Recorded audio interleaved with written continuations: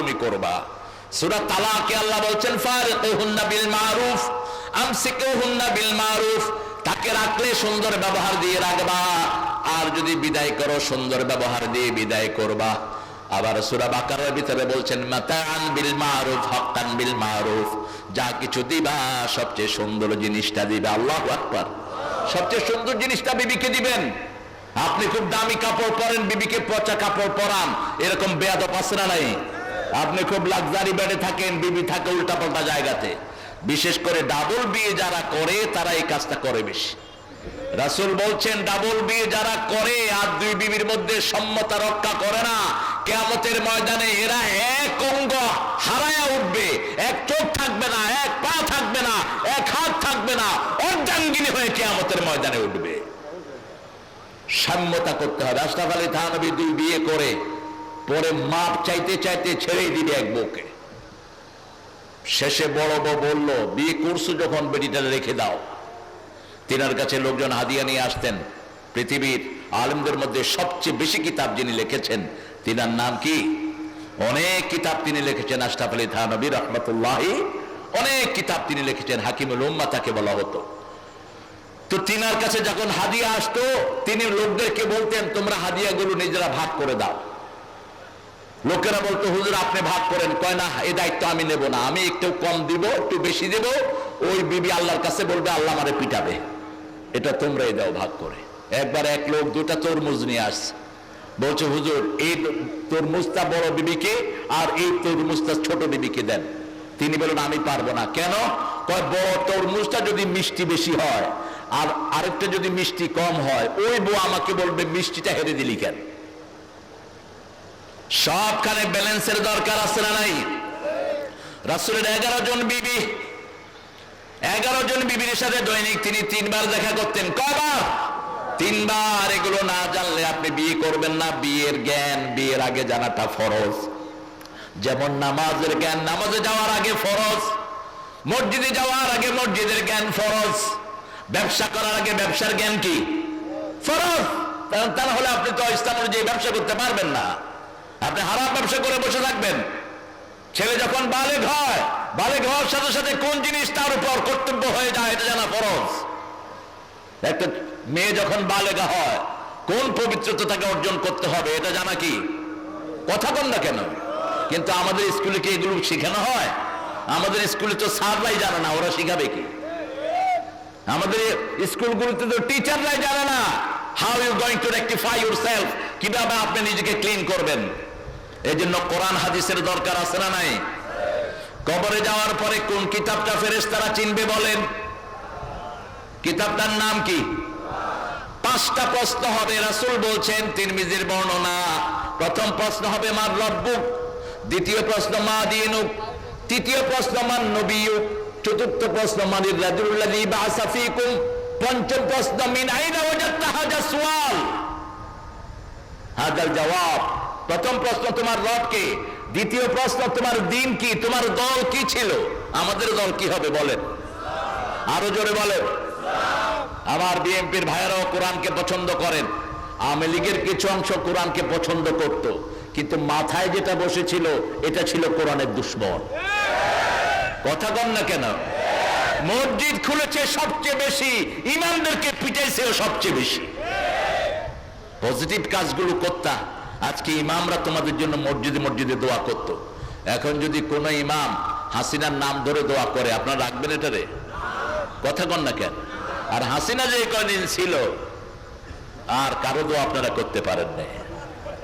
একটা ছোট্ট ছেলে শেখ মুজিবের ছবি আঁকছে উত্তরবঙ্গের, ছবিটা একটু ব্যাকা হয়েছে, ওই ছেলেটাকে 1.5 বছরের জন্য জেলখানায় দিয়ে দিছে। কত বেয়াদব ছিল এটা। কোন বেয়াদবি আল্লাহ পছন্দ করেন না। জমিন আল্লাহর, হুকুম চলবে আল্লাহ, ঠিক না ঠিক? কার হুকুমে বসে আছি? কার হুকুমে? কার হুকুমে? তুই কোত্থেকে এসে তোর আইন দিবি? এই জন্য আল্লাহর আইন ছাড়া কারো আইন আমরা মানবো না। রাজি আছেন মুসলমান?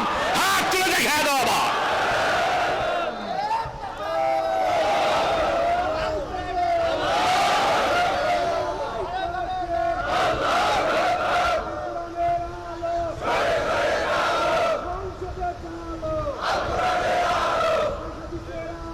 ঠিক আছে,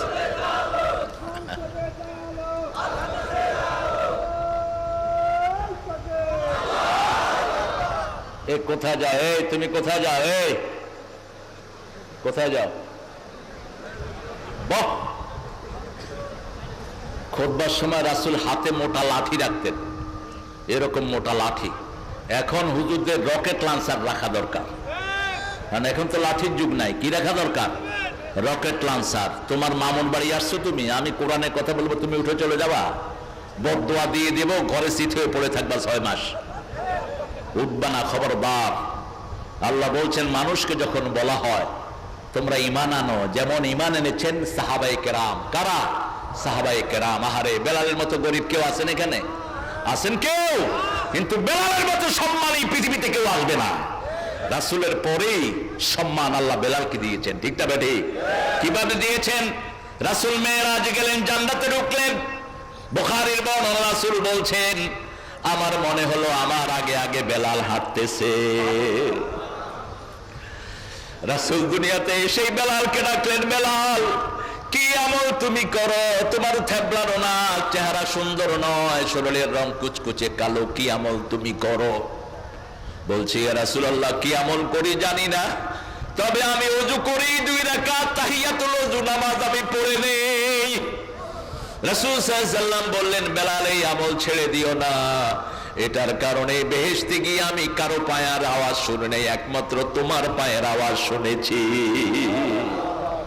রাসূল ধাচ্ছেন, তার আগেই বেলালের পায়ের আওয়াজ। সুবহানাল্লাহ বলতে ইচ্ছা করে না? সারা দুনিয়াতে যখন আযান চালু হবে কারো গলা কবুল হয় নাই, যখন কালেমার জন্য আগুনের কয়লা খাওয়া বেলাল এই কাটা জিহ্বা দিয়ে আল্লাহু আকবার বললেন, সাথে সাথে আরশ থেকে জবাব এসে গেল, ইসলামের প্রথম মুয়াজ্জিন হয়ে গেল বেলাল। উমাইয়া বেলালকে পিটাচ্ছে, পিটিয়ে অজ্ঞান, বুকের উপর পাথর, বেলালের পায়ের সাথে উটের পা বাঁধা, অজ্ঞান বেলাল পড়ে আছেন। আবু বকর রাদিয়াল্লাহু আনহু গিয়ে বললেন, hey Umayya, are you going to sell him? তুমি কি ওকে বিক্রি করবা? উমাইয়া চিন্তা করলো, এটা তো এমনি মরে যেতেছে। দুনিয়া দেখে কাফেররা, আমরা দেখি আখিরাত, ঠিক না? ঠিক। বলছে হ্যাঁ করব বিক্রি। কত? উমাইয়া চিন্তা করলো, আবু বকর তো যা বলি তাই রাজি হবে, বিশাল দাম হাঁকায়া বসলেন। আবু বকর রাজি হয়ে গেলেন, কিনে নিলাম, দে বেলালকে খোল। বেলালের পায়ের বাঁধ খুলে দেয়া হলো, হাতের বাঁধ খুলে দেয়া হলো, বেলাল দাঁড়াতে পারে না। কোমরে হাত রেখে আবু বকর বেলালকে নিয়ে দাঁড়িয়ে আছেন, বসে আছেন। এবার আবু বকর বলছেন, ও উমাইয়া, তুই চিনলি না এই কালো মানিককে? এই কালো মানিকের দাম যদি সারা দুনিয়া হতো, আর আমি যদি দুনিয়ার মালিক হতাম, সারা দুনিয়া দিয়ে হলে আমি তাকে কিনে নিতাম। আবু বকর কি কিনে নিয়েছেন? আবু বকর কিনে নিয়েছেন সারা দুনিয়ার আযান। আল্লাহু আকবার। আমরা মুয়াজ্জিনরা আযান দেই, সব আযানের সওয়াব যায় সাইয়েদনা বেলালের আমলনামায়, আর বেলালের সওয়াব চলে যায় আবু বকরের আমলনামায়। সওয়াবগুলো কিনে নিয়েছেন। আল্লাহ আমাদেরকে বুঝার তৌফিক দান করেন। এই জন্য আল্লাহ বলছেন, আইদা কিলা লাহুম আমিনু কামা আমানান নাস, যখন তোমাদেরকে বলা হয় সাহাবীদের মতো ঈমান আনো, তারা বলে আনুমিনু কামা আমানাস সুফাহা, তারা বলে আমরা বেকুবদের মতো ঈমান আনবো নাকি? আল্লাহ বলেন, ওরা যে কত বড় বেকুব ওরা নিজেরাই জানে না, ওদের কোনো জ্ঞান নাই, ওরা কত বড় বেকুব। ইসলাম যারা মানে না ওদের মতো বেকুব দুনিয়াতেও নাই, আখিরাতেও। সবচেয়ে বড় বেকুব হলো ইহুদিরা। সায়াকুলু সুফাহাউ মিনান নাস মা ওয়াল্লাহুম আন কিবলাতিহিম আল্লাতী কানু আলাইহা, বেকুবেরা বলে আগের কিবলায় তোমরা ফিরে যাও। আল্লাহ বলেন, যেদিকে মুখ ফেরাও সেদিকে আমি আল্লাহ সিনা নাই। ইহুদিদেরকে বেকুব বললেন কে? কে বললেন? আল্লাহ বললেন বেকুব। ইহুদিরা মনে করে তারা সবচেয়ে জ্ঞানী। আল্লাহ বলছেন ওরা হলো সবচেয়ে বড় বেকুব। আবার আল্লাহ বলছেন সূরা নিসাতে, লা তাতু আমওয়ালাকুম ইলা সুফাহা, কোন বেকুবকে তোমাদের সম্পদ তোমরা দিও না। কোন বেকুব অর্থাৎ মূর্খদেরকে তোমাদের সম্পদ তোমরা দিও না। সে আল্লাহ রাব্বুল আলামিন বলছেন, এই মুমিনরা হলো সবচেয়ে বড় জ্ঞানী। মুমিনদের জ্ঞানের কথা বলতে গিয়ে আল্লাহ রাব্বুল আলামিন বলছেন, আল্লাযীনা আমানু ওয়া আমিলুস সালিহাত, যারা ঈমান এনেছে আর আমলে সালেহ করেছে, আমি আল্লাহ তাদেরকে শ্রেষ্ঠ জীবন দান করে দিই।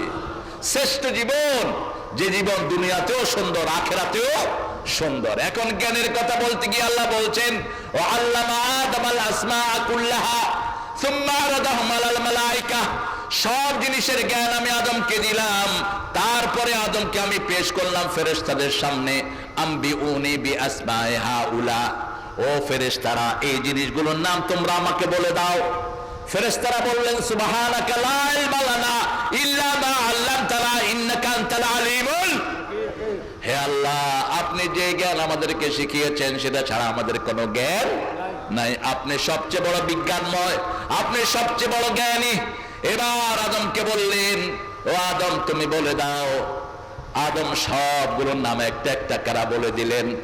এরপরে আল্লাহ বললেন, ইন্নী আ'লামু মা লা তা'লামুন। প্রথম বলছে এটাকে বানায়েন না, এটা আদমকে বানায়েন না। ইউসফিকুদ দিমা নাহনু নুসাব্বিহু বিহামদিক ওয়া নুকাদ্দিসু লাক। আল্লাহ এদেরকে বানায়েন না, মারামারি করবে, কাটাকাটি করবে। এখন তো মারামারি নাই, কথা কন না কে? এখন মারামারি আছে? এখন মারামারি কেন করেন? যার জন্য, যার বিরুদ্ধে মারামারি করছে সে তো ভাগছে, এখন করেন কেন?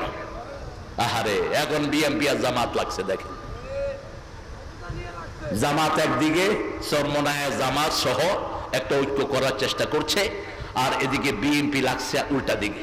বিএনপির সাথে চলে যাচ্ছে হেফাজত। কেন? একসাথে হন না, আমরা নামাজিরা একসাথে হই না, তাহলে বাংলাদেশের সুখ কেউ ছিনিয়ে নিতে পারবে না। ঠিক না ঠিক? কারণ 5 আগস্টের আগে আমরা তো সবাই একসাথে রক্ত দিয়েছি। ঠিক না ঠিক? যেখানে বিএনপির রক্ত, সেখানে জামাতের রক্ত, সেখানে আলেমদের রক্ত, হেফাজতের রক্ত।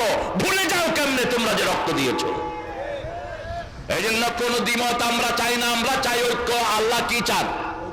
এই জন্য কোরআনের প্রথম ডাক কিন্তু ইয়া আইয়ুহাল্লাযীনা আমানু নয়, কোরআনের প্রথম ডাক হলো ইয়া আইয়ুহান নাস উবুদু রাব্বাকুমুল্লাযী খালাকাকুম ওয়াল্লাযীনা মিন ক্বাবলিকুম লাআল্লাকুম তাত্তাকুন। O human being, worship your lord. ও মানুষেরা, মানুষের ভিতরে সবাই আছে না নাই? ছোটদের বড়দের সকলে, গরিবের নিঃস্বের ফকিরের, আমারই দেশ সব মানুষের, সব মানুষের। ঠিক না ঠিক? তবে এখানেও নেতৃত্বে আছে উত্তরবঙ্গ।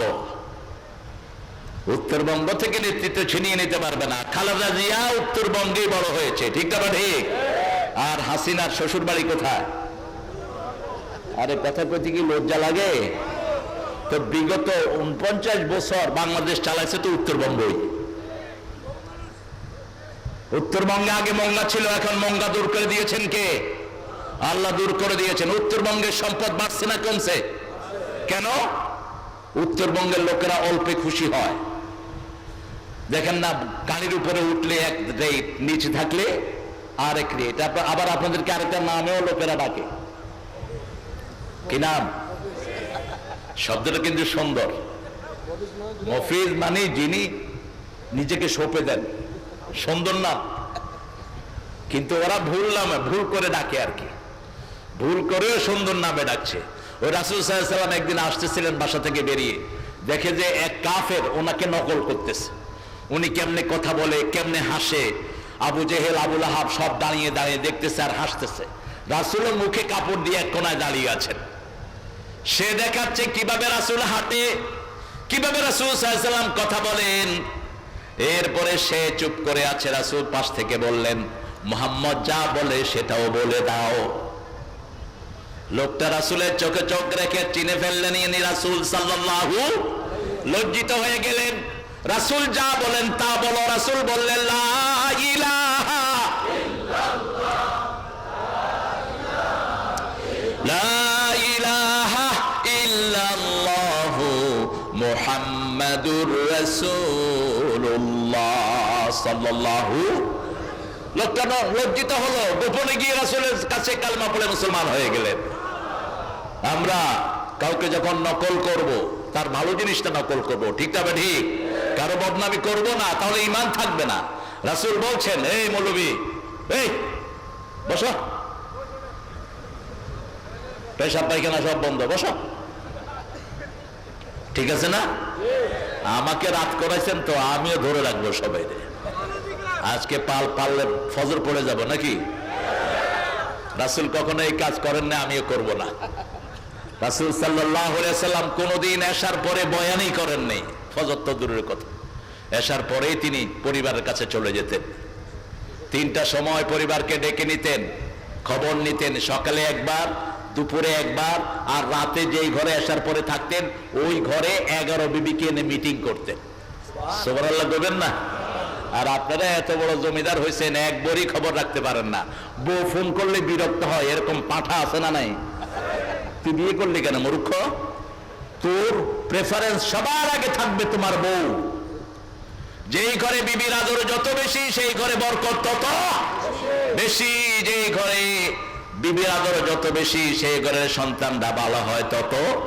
আর আপনি যদি আপনার বউকে গালিগালাজ করেন, আপনার মেয়েটার মন ছোট হয়ে থাকবে, কেন মেয়ে হয়ে জন্ম নিলাম, আমিও আরেক বেটার ঘরে গেলে এরকম গালিগালাজ পাবো। রাসূল নিজে বিবিদেরকে আগে খাওয়া তুলে দিতেন। মা এসা বলতেন, একসাথে খেতে বসতাম। রাসূল শরীর পছন্দ করতেন, রুটি দিয়ে গোস্তের ঝোল মিশিয়ে আগে আমার মুখে তুলে দিতেন, রাহমাতাল লিল আলামিন।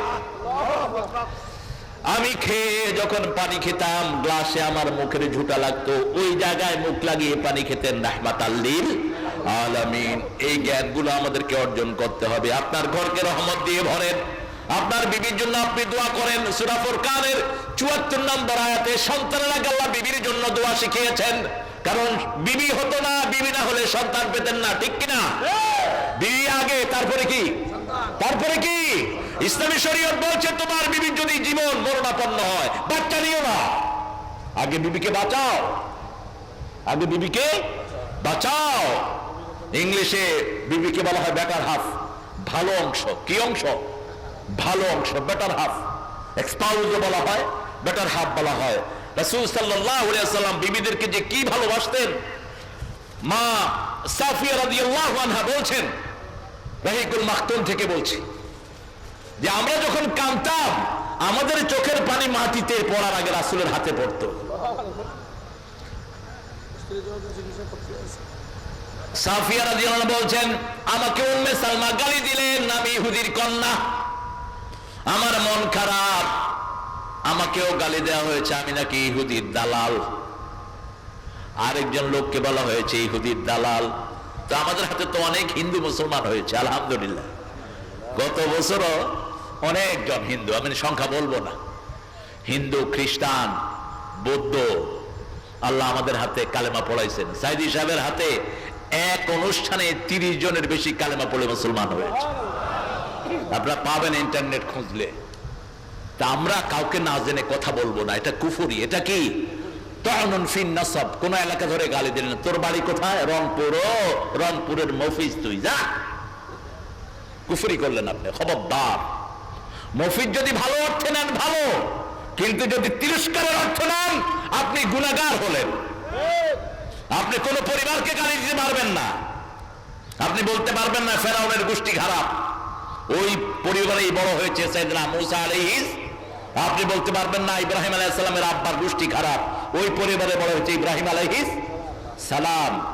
একটা ঘটনা এসেছে, একজন ভালো হাজি, খুব ফরজগার হাজি, তিনি হজ করতে গিয়েছেন। মক্কার শিশুরা তিনাকে একটু ধাক্কা ধুক্কা দিয়েছেন। তিনি বলল, মক্কার সব শিশুরা খারাপ। রাতের বেলায় স্বপ্নে দেখে হাতে করে লাঠি, দাও, খন্তা নিয়ে রাসূল সাল্লাল্লাহু আলাইহি ওয়াসাল্লাম, আবু বকর রাদিয়াল্লাহু আনহু, ওমর, ওসমান সব হাজির। হাজী সাহেব বললেন, ইয়া রাসূলুল্লাহ, আমি তো আপনার সুন্নত মানি, আমি 5 ওয়াক্ত নামাজ পড়ি, আমি আল্লাহর ফরজ আদায়ের জন্য হজে এসেছি, আপনি লাঠি নিয়ে আমাকে মারতে এসেছেন কেন? রাসূল সাল্লাল্লাহু আলাইহি ওয়াসাল্লামের পক্ষ থেকে জবাব গেল, তুমি মক্কার শিশুদেরকে গালি দিয়েছো, আমরাও তো মক্কার শিশু ছিলাম। কোথাকার শিশু? মক্কার শিশু। এজন্য যখন কাউকে কিছু বলবেন, স্পেসিফিক যে লোকটা করেছে তাকে বলেন, এজমামি ভাবে বলবেন না। মুসলিম শরীফের বর্ণনা, রাসূল সাল্লাল্লাহু আলাইহি ওয়াসাল্লাম বলেন, তাআনুন ফিন নাসাব ওয়ান নিয়াহা, এই দুইটা হলো কুফরি। কাউকে বংশ ধরে গালি দেয়া, এলাকা ধরে গালি দেয়া, আবার মৃত্যুর পরে বিলাপ করে কাঁদা, মৃত্যুর পরে 3 দিনা 40 করা নিষেধ। খাওয়াবেন, গরিবকে খাওয়া দেন, খুশি হবেন কে? আরো জোরে বলেন, আল্লাহ খুশি হবেন। আপনার গরিব নিকটাত্মীয়, আতিদা বিল কুরবা হাক্কা, আগে নিকট আত্মীয়কে দিবেন, তা না হলে কোনো সওয়াব পাবেন না। 177 নম্বর সূরা বাকারা, আল্লাহ বলছেন লাইসাল বিরাল্লু উজুহাকুম কিবালাল মাশরিকি ওয়াল মাগরিব ওয়ালাকিন্নাল বিররা মান আমানা বিল্লাহ। আল্লাহ বলছেন পূর্ব পশ্চিমে মাথা ঠোকানোর মধ্যে কোনো সওয়াব নাই।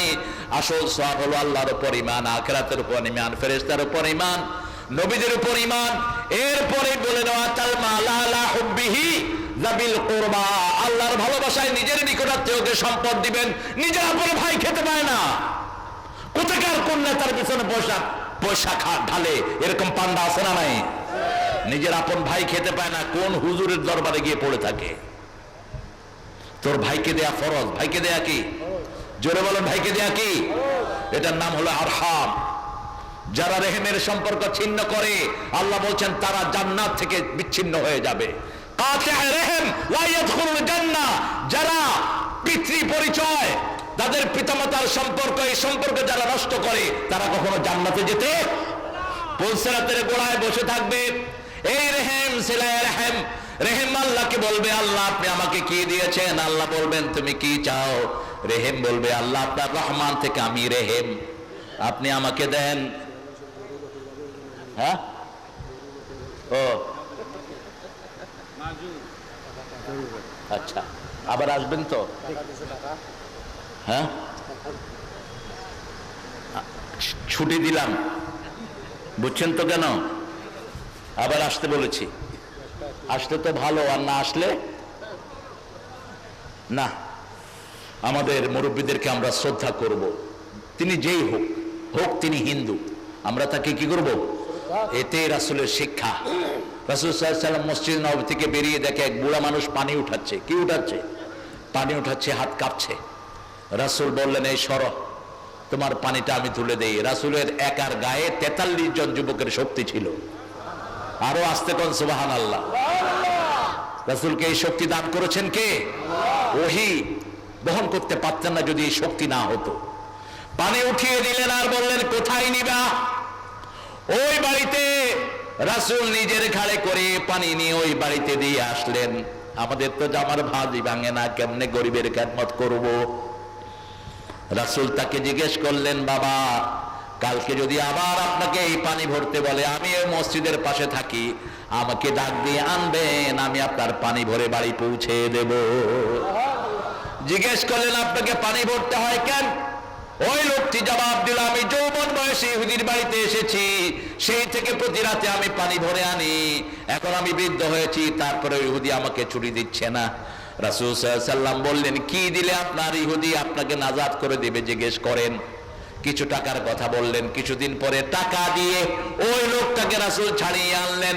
সেই লোকটার সাথে সাথে পড়লেন লা ইলাহা ইল্লাল্লাহু মুহাম্মাদুর রাসূলুল্লাহ সাল্লাল্লাহু।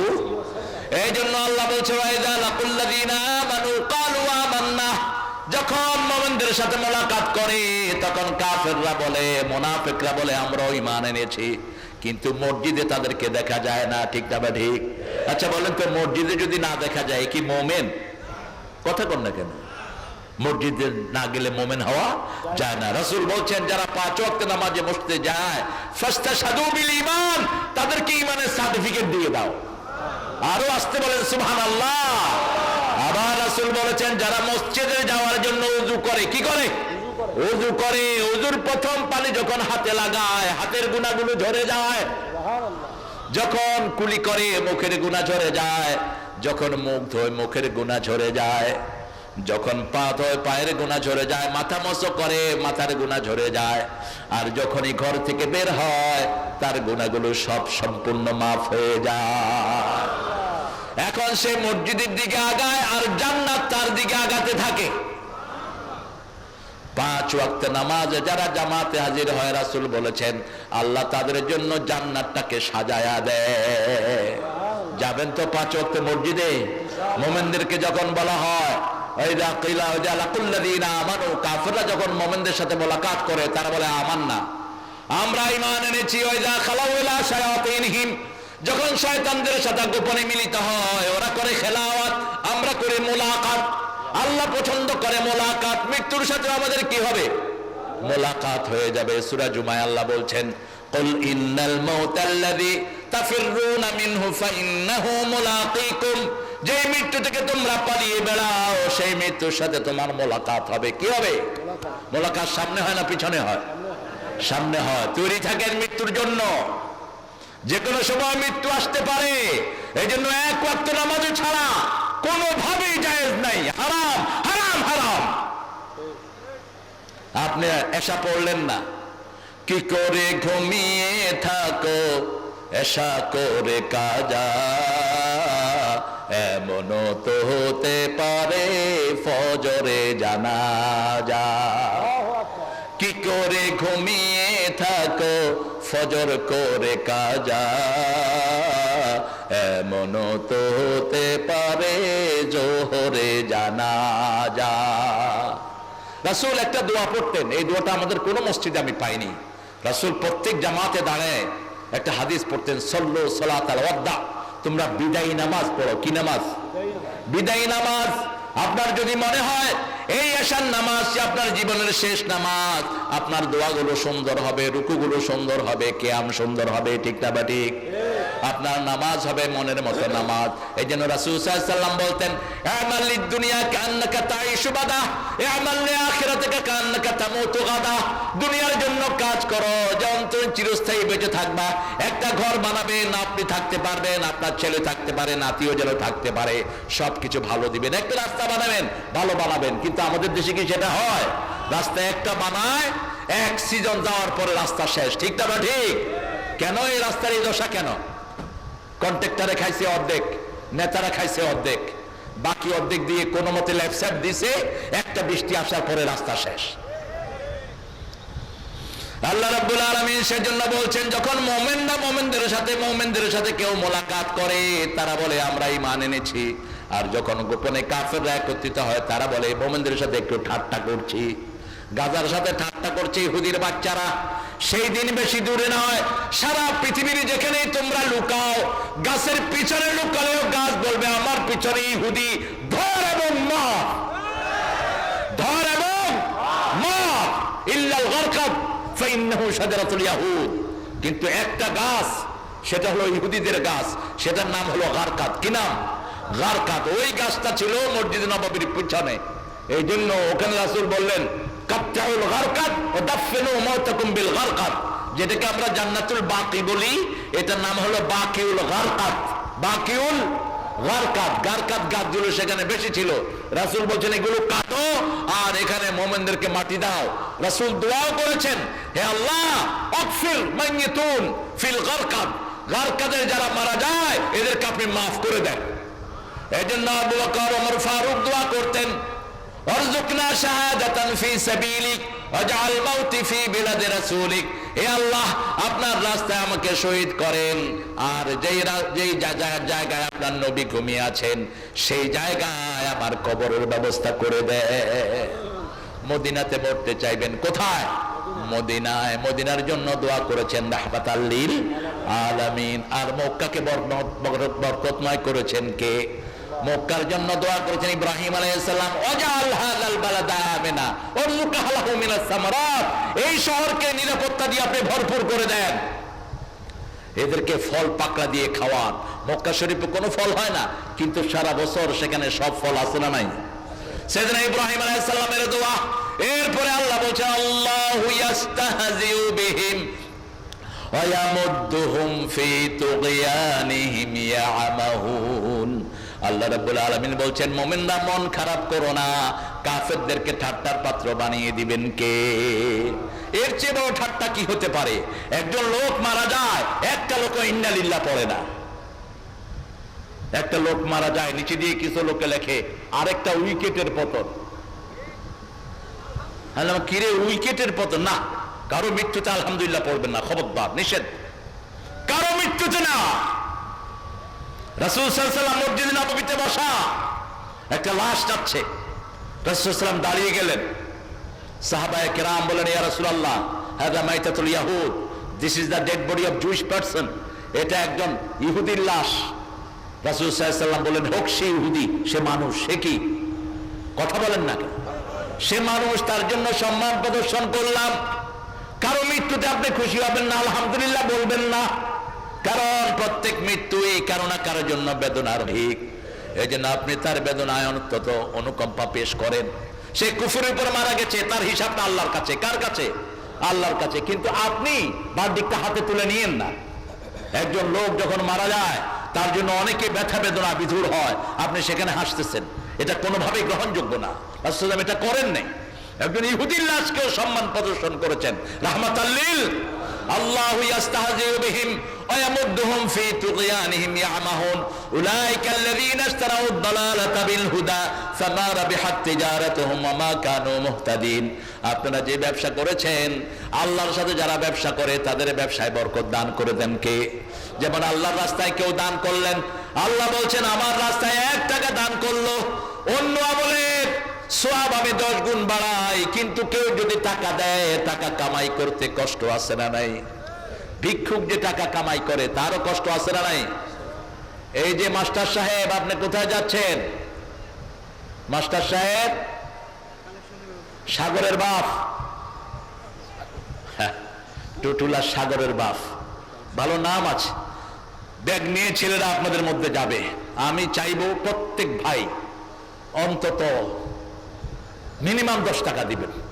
একটা বিড়ির দাম কত এখন? ওই যে ফিল্টার সিগারেট, উত্তরবঙ্গে তো সিগারেট খায় বেশি, মোটামুটি বিড়িও খায় আর সাথে পানও খায়। একটা বিড়ি, একটা সিগারেট, একটা পান, 3টা মিলায় 10 টাকার প্যাকেজ। 30 টাকা চাও খায়, কোকিন, এগুলো কম খাবেন। কোন নবী বিড়ি খান নাই দেখি। কিন্তু আগুনের ভিতরে যদি নূর না থাকে আমরা দেখবো না। যেমন জাহান্নামের আগুনে নূর থাকবে না, অন্ধকার। আপনারা তো লড়াচড়া করেন কেন? বসেন। ব্যাগ নিয়ে ছেলেরা ঢুকে পড়ো। আমার প্রত্যেক ভাইয়েরা দিবেন। মায়েরা, আপনাদের দানের উপর ইসলাম টিকে আছে। আমার মায়েরা, দান করলে সাথে সাথে বিপদ আল্লাহ দূর করে দেন। আর সদকাতু তারুদ্দুল বালা। আপনার মা বিপদে পড়েছে, আপনি বিপদে পড়েছেন, দান করে দেন। দান আরেকজনের হাতে পৌঁছার আগে আপনার বিপদকে আল্লাহ দূর করে দিবেন। কোন দান শ্রেষ্ঠ? আপনার 10 টাকা আছে, একজনকে যদি 5 টাকা দেন, ওই দান শ্রেষ্ঠ দান, যেটা দিয়েছেন আবু বকর সিদ্দিক রাদিয়াল্লাহু আনহু।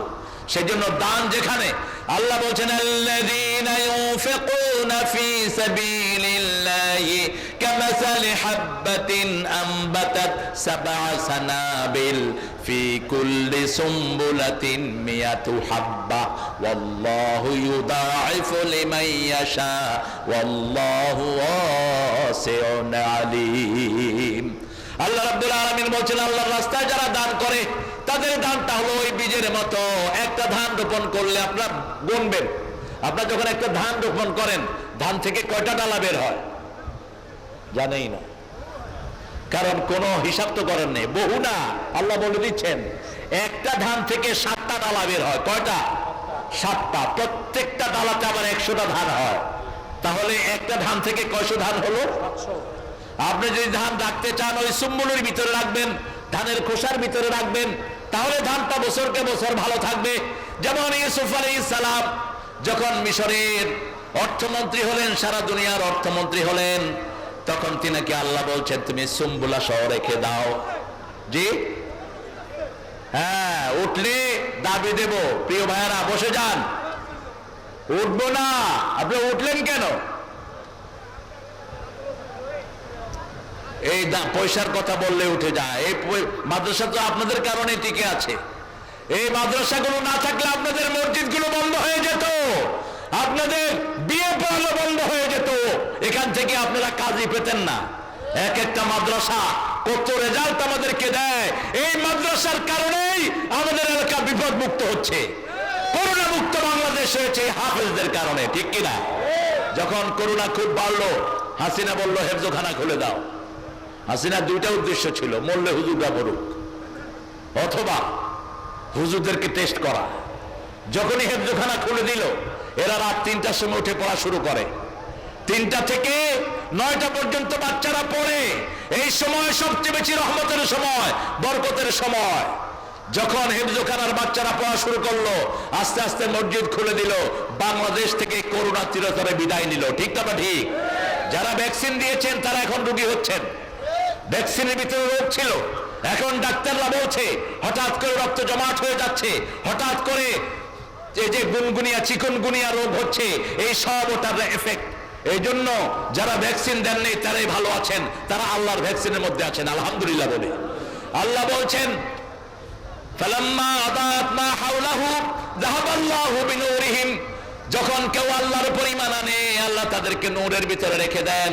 রাসূল সাল্লাল্লাহু আলাইহি ওয়াসাল্লাম 5 ওয়াক্ত নামাজে যেতে একটা দোয়া করতেন, আমরাও করি, পড়েন আল্লাহুম্মা ইজআল ফি কলবি নূরা ফি আইনি নূরা। হে আল্লাহ, আমার অন্তরে আপনি নূর দেন, আমার চোখে নূর দেন, আমার মাথায় নূর দেন, আমার অঙ্গ প্রত্যঙ্গে নূর দেন, উপরে থেকে দেন, নিচ থেকে দেন, ডান থেকে দেন, বাম থেকে দেন, সামনে থেকে দেন, পিছন থেকে দেন। হে আল্লাহ, আমি যখন চলে যাব আমার কবরটাকে আপনি নূর দিয়ে ভরে দিয়ে। যারা নূরের জন্য দোয়া করে তাদেরকে সব বরকতময় করে দেন কে? সে আল্লাহ রাব্বুল আলামিন বলছেন যাবাল্লাহু বিনূরিহিম ওয়া তারাকাহুম ফি যুলুমাতিন লা ইবসিরুন। তাদের থেকে নূর নিয়ে যাওয়া হয়, তাদেরকে অন্ধকারে ছেড়ে দেওয়া হয়, তারা কিছুই দেখে না। এই কোরআন হলো নূর, ঈমান হলো নূর। এই নূরের জন্য যদি শহীদ হতে হয় আমরা রাজি আছি না নাই?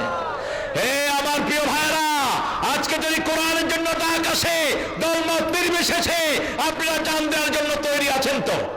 কারা কারা তৈরি? হাত তুলে দেখা দাও।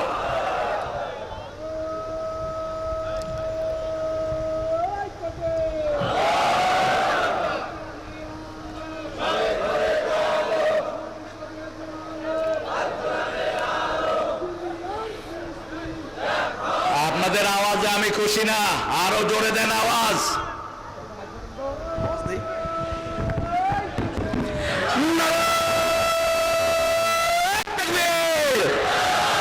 আওয়াজ হচ্ছে না, আওয়াজ দিতে হবে। নারে তাকবীর। কোরআন সুন্নাহ যেখানে, কোরআন সুন্নাহ আলো, সংসদে জালো। নারে তাকবীর। জান্নাতে যেতে চান তো? চান তো? দেখি কারা কারা চান, হাত তুলে দেখান। আল্লাহ এই হাতগুলো আপনি কবুল করেন। হাতগুলো নামাই। জান্নাতের চাবি কি? আরো জোরে বলেন। নামাজ। ওযুর চাবি কি? ওযুর চাবি নাই, নামাজের ওযু। আপনি নামাজ হলো জান্নাতের চাবি। আর নামাজের চাবি কি?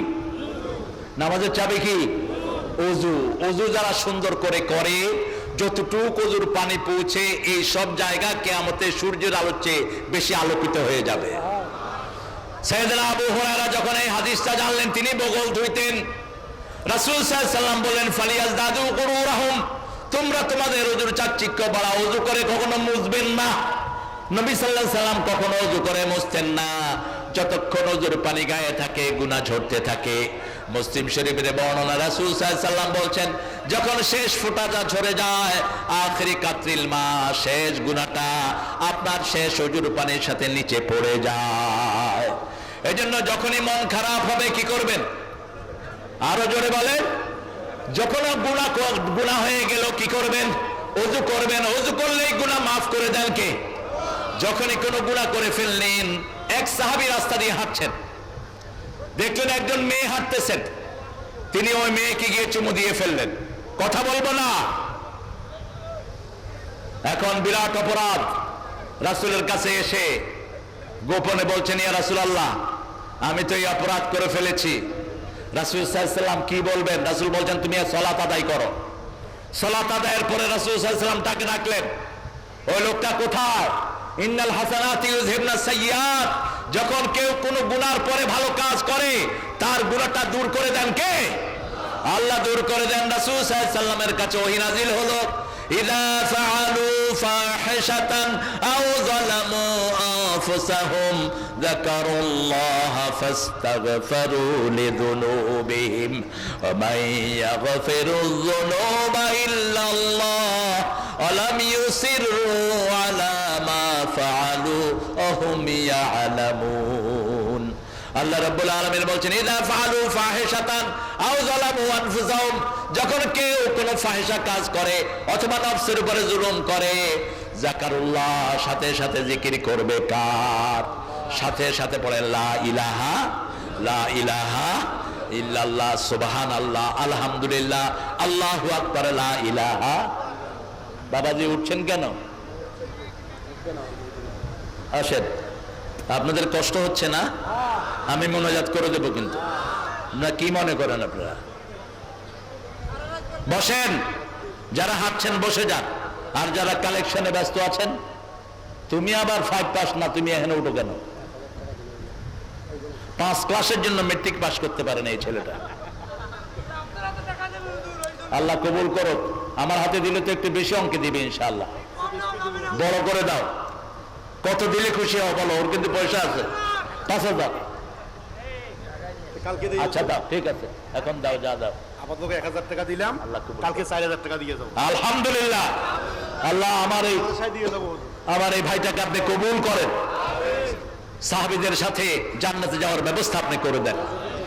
দান মানুষকে অনেক উপরে নিয়ে যায়। বেলালের মতো গরিবকে রাসূল বলতেন, আনফিক ইয়া বেলাল, বুখারী হাদিস, লা তাখশা মানজিলা আরশে ইকলালা। হে বেলাল, তুমি দান করো, তুমি মনে করো না আরশের মালিক গরিব। আল্লাহু আকবার। সেই বেলালকে রাসূল বলতেন, কেন? দান করলেই যা দান করেন তার 700 গুণ বাড়িয়ে দেন কে? দুনিয়াতেও দিবেন, আখিরাতেও দিবেন। সেই জন্য যখনই আপনি কোনো কাজ, পরীক্ষায় যাচ্ছেন, পরীক্ষার রেজাল্ট ভালো হোক, কিছু দান করে যান, দেখবেন আল্লাহ ভালো রেজাল্ট দিয়ে দিবেন। যে কোনো কাজে যান, দান করে যান, আল্লাহ আপনার ভালো রেজাল্ট দান করে দিবেন। রাসূল সাল্লাল্লাহু আলাইহি ওয়াসাল্লাম বলছেন, যারা দান করে কিয়ামতের ময়দানে এই দানগুলো আলোর বাতি হয়ে তাদেরকে ঘিরে রাখবে। আপনার দান যত বেশি হবে তত বেশি আলোর বাতি আপনি পাবেন কিয়ামতের ময়দানে। রাসূল সাল্লাল্লাহু আলাইহি ওয়াসাল্লাম বলছেন, যারা পিতামাতার জন্য দোয়া করে না, তাদের পিতামাতার কবরে আলো জ্বলে। এসে রাসূলকে বললেন, ইয়া রাসূলুল্লাহ, আমি দেখলাম আব্বা আম্মার কবর অন্ধকার। রাসূল বললেন, তুমি তোমার পিতামাতার জন্য দোয়া করা শুরু করো। সন্তান দোয়া করা শুরু করলো, রাব্বিরহামহুমা, পড়েন, রাব্বিরহামহুমা কামা রাব্বায়ানি সগীরা। আমার মা গেছে চলে, আমার বাবা গেছে চলে, দুজনারে জান্নাত দিও তোমার আরশ তলে।